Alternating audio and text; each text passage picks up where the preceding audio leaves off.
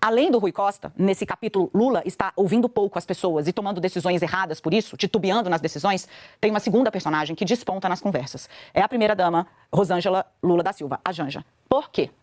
A Janja passou a definir uma rotina. Olha, Lula, vamos ter rotina de casado, é café da manhã em casa, é almoço em casa, é jantar em casa. Nossa casa não é para ficar tendo o tempo inteiro gente político aqui dentro. Ela restringiu os encontros dentro das residências oficiais, né? Seja do Palácio da Alvorada, seja na Granja do Torto. O Lula fazia isso antes, ele tinha um cinema que ele fazia semanalmente ali, encontros políticos. Agora, não mais. As reuniões foram restritas, porque quando tem, a primeira-dama faz questão de participar e mais, ela opina sobre os assuntos. E ela é uma opinião que o Lula não consegue relevar, deixar de lado. Por conta disso, os encontros foram diminuindo. Lula, que já estava mais longe do varejo político, empurrando muita coisa para um ministro da Casa Civil, que virou o personagem de altíssima crítica na esplanada dos ministérios, agora também já não recebe as pessoas como ele recebia antes. Isso, gente, foi descrito para mim como uma cena, né, que eu achei bem interessante. Um aliado disse o seguinte: esse é um problema quase que insolúvel, porque ao mesmo tempo que ela é uma fonte de vitalidade para ele, ela também tem esse perfil que ele não sinaliza, que vai controlar.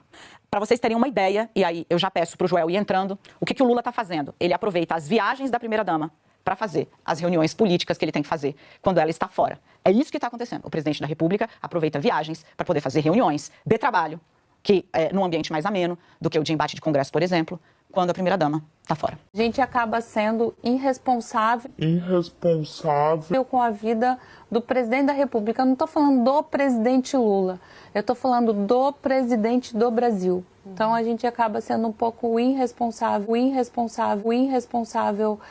com isso, entendeu? De colocar ele dentro de uma aeronave com esse tanto de problemas. Eu sempre falo que a gente tinha trilhado um caminho, tinha abrido aquela... E aí eu falei um pouquinho dessa questão de como o algoritmo entrega para fora da China. E não teve nenhum mal-estar no momento. Claro que não, gente. E aí o presidente Xi falou, inclusive, que eles também têm problemas dentro da China.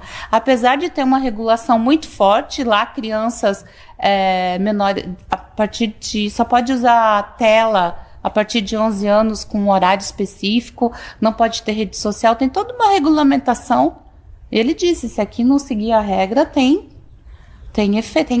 efeito, tem prisão, sabe? Tem toda uma legislação. E por que é tão difícil a gente falar disso aqui? Por que é tão difícil a gente falar em outros espaços, sabe? Não é uma questão de liberdade de expressão. Que quando você precisa defender crianças e adolescentes, não vai ter protocolo que vai te calar, né? Não, gente, sabe assim, primeiro que não foi quebra de protocolo nenhum, nós estávamos no jantar conversando. Então, eu não entrei numa sala gritando, não, sabe? Então, não existe isso, quer dizer que eu não posso falar? Eu não sou um biscuit de porcelana. Eu não vou no jantar só para acompanhar meu marido. E ele nunca, em nenhum momento disse para mim, não fale, fique quieta. Sabe, não existe isso. E não vai, desculpa. Acho que se ele fosse essa pessoa, você não teria casado com ele. Eu não teria casado com ele, obviamente. Ele jamais vai fazer isso comigo, nem com nenhuma outra mulher. Nenhuma outra ministra, sabe? Ele jamais vai fazer isso.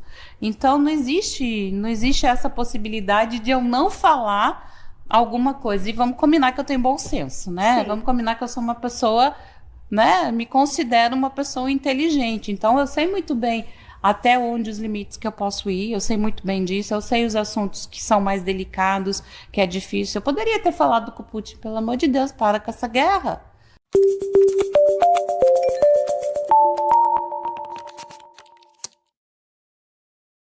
Por isso, o diálogo constante, o acompanhamento responsável, a definição de limites e a responsabilização das plataformas digitais são medidas igualmente indispensáveis para a sua proteção.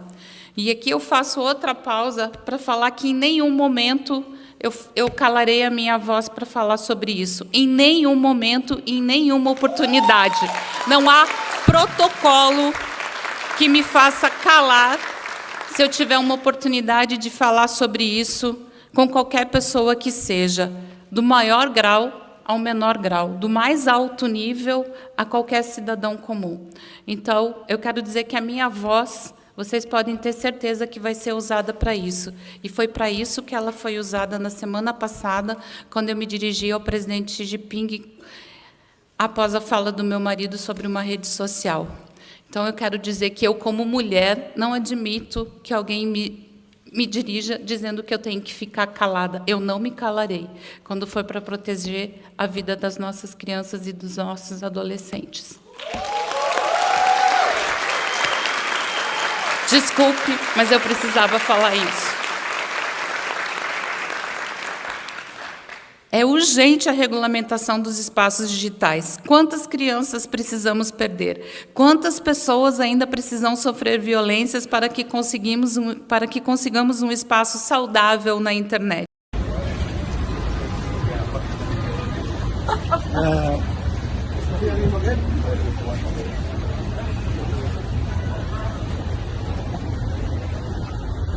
Falsa educação, hein?